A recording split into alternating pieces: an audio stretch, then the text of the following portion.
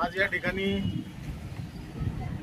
जुन्नर नवीन ST स्टँडचा जो महत्त्वाचा प्रश्न होता की इथं सांडपाणी असू पावसाचं पाणी असू त्या ठिकाणी फार मोठ्या प्रमाणात या परिसरात साचायचं आणि येणाऱ्या जाणाऱ्या सर्व वाहन चालक असतील किंवा प्रवासी असतील यांची मोठ्या प्रमाणावर गैरसोय व्हायची।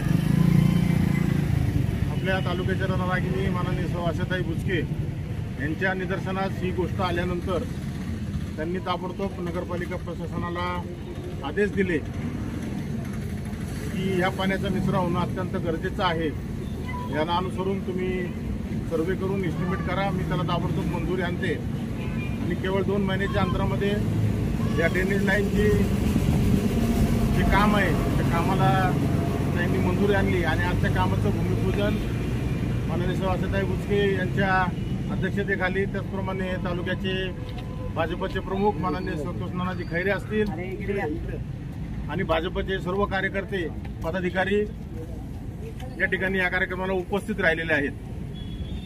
गुडकेनगर हा परिसर फार मोठ्या प्रमाणावर आहे आणि वरच्या भागातलं संपूर्ण पाणी या पलीकडच्या रस्त्याला असणाऱ्या गटरीत येत असतं, परंतु त्या गटरीतून खाली पाण्याचा निचरा होऊन त्याचं बरंचसं पाणी पुढे न जाता स्टँडच्या परिसरात येत असायचं आणि त्यामुळं पावसाचं तसंच या ड्रेनेजचं पाणी हे संपूर्ण या परिसरात साचलं जायचं। आता त्या पद्धतीचा नगरपालिकेच्या अधिकाऱ्यांनी सर्वे करून संपूर्ण पाण्याचा निचरा हा पाईपलाईन द्वारे पुढे असणाऱ्या गटरीमध्ये जोडला जाणार आहे। त्यामुळं परिसरात येणारं पाणी हे बऱ्यापैकी नव्हे तर जवळजवळ 80-90% पाणी हे यायचं बंद होईल। फक्त पावसाचं पाणीच माझ्या अंदाजे या ठिकाणी येईल आणि बऱ्याचशा प्रवाशांची तसेच वाहन चालक आणि यांची ही जी तक्रार होती ती ताईंच्या माध्यमाकडे गेल्यानंतर ताईंनी नगरपालिकेच्या माध्यमातून हा निधी ताबडतोब मंजूर करून दिला आणि आज या कामाचं भूमिपूजन होत आहे।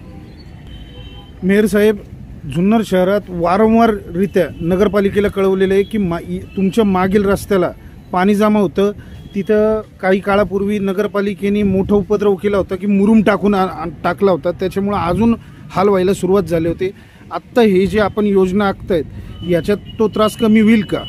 साधारण 3 महिन्यापूर्वी ताई आणि मी या रस्त्याने जातून सुद्धा ताईंचं लक्ष त्या रस्त्याकडे गेलं होतं आणि डीपीटीसीची मीटिंग झाल्या त्यांनी ताबडतोब आम्हाला सर्व कार्यकर्त्यांना तसंच नगरपालिकेच्या अधिकाऱ्यांना ते निदर्शनास आणून दिलं आणि ताईंनी स्वतः 100 मीटरचा जो रस्ता आहे काँक्रिटीकरणाचा हा येणाऱ्या डीपीसीच्या मीटिंगमध्ये मंजुरी करता टाकलेला आहे।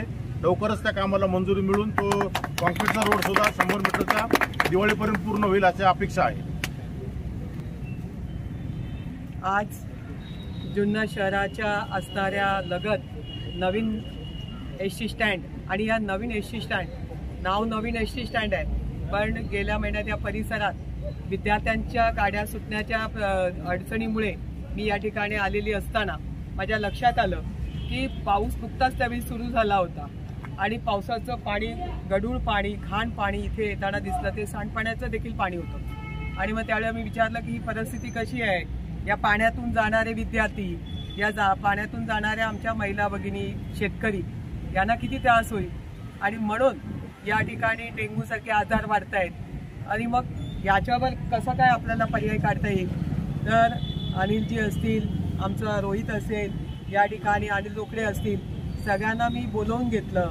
या ठिकाणी गणेश असतो आमच्यासोबत, तर सगळे म्हणायला लागले की ताई जर या ठिकाणी पाठीमागून ते येणारं जे पाणी आहे त्याची ड्रेनेजमध्ये पुढे नेऊन सोडलं तर ह्याच्यामुळे होणारा त्रास बऱ्यापैकी प्रवाशांचा संपेल। आमचा युवा सेनेचा मिरगुंडे म्हणाला का मी सुद्धा रात्रीचा हाराचा तो जो व्यवसाय करतो त्याच्या माध्यमातून खूप लोक त्याला पण सांगतात की बाबा इथे खूप घाणेरड्या पाण्यातून चालावं लागतं, विद्यार्थ्यांचे पण हाल होत आहेत, कॉलेजला जाणारे अगदी आदिवासी पट्ट्यातून येणारे विद्यार्थी आहेत। पण बऱ्यापैकी आपण याचा सर्वे करून गायकवाड आणि सीओना मी जेव्हा सांगितलं की ताबडतोब याचं एस्टिमेट करा आणि त्याच पद्धतीने आता ती ड्रेनेज सुरू होणार आहे, आज त्याचं आपण भूमिपूजन केलं। पण येणाऱ्या काळामध्ये जो चौक पाठीमागच्या रस्त्याचं भाऊ तू सांगितलंस, म्हणजे एका मीडियावाल्याला पत्रकाराला सुद्धा बोराडेसारख्याला वाटावं की बाबा तो प्रश्न पण सुटणार का, तर निश्चितपणाने अनिलजींनी जे आता सांगितलं ते काँक्रिटीकरण केल्यामुळे त्या परिसरातला तो 1 किलोमीटरचा भाग जर काँक्रिटीकरण झाला तर निश्चितपणाने तो प्रश्न मार्गी लागणार आहे। तो होण्यासाठी आपण पुढे TS करून पाठवला देखील आहे। जी कामं आत्ता येतील त्याच्यामध्ये त्याची मंजुरी येईल आणि ते काम देखील झालेलं असेल. याचं देखील आपण भूमिपूजन, याचं उद्घाटन त्याचं भूमिपूजन करूया. आणि अशा पद्धतीने सतत कार्यकर्त्यांच्या माध्यमातून ज्या काही सूचना येतात त्या नानांकडे येतात, गांजाळींकडे येतात, अनिल भाऊकडे येतात आणि इथल्या असणाऱ्या शहरातील रहिवाशांचं किंवा बाहेरून तुमच्याकडे येणाऱ्या प्रवाशांचं ज्या समस्या असतील त्या सोडवण्याचा आपण प्रामाणिक प्रयत्न करतो. जुन्नर शहरात अनेक कामं झाली, पण जुन्नर शहराला लागून असणाऱ्या एसटी स्टँड जुनं असेल नवीन असेल, इथल्या देखील समस्या सोडवण्याचं काम भारतीय जनता पार्टीच्या माध्यमातून सगळे कार्यकर्ते पुढे येऊन करतायत आणि तुमच्यासारखे त्यांना सहयोग करतायत. म्हणून तुमचं देखील या ठिकाणी कौतुक करतो. आणि या ठिकाणी हा उपक्रम ज्यांच्या हाती दिलेला आहे ते शिंगोटे यांच्याकडे ते काम सोपवलेलं आहे. त्यांनी ते व्यवस्थितरित्याने करावं आणि पांडेंनी देखील त्या कामामध्ये चांगलं कसं होईल याची भूमिका बजवावी. गायकवाडांनी देखील आपल्या देखरेखीखाली हे काम होतं आहे, तर ते काम चांगलं झालं पाहिजे.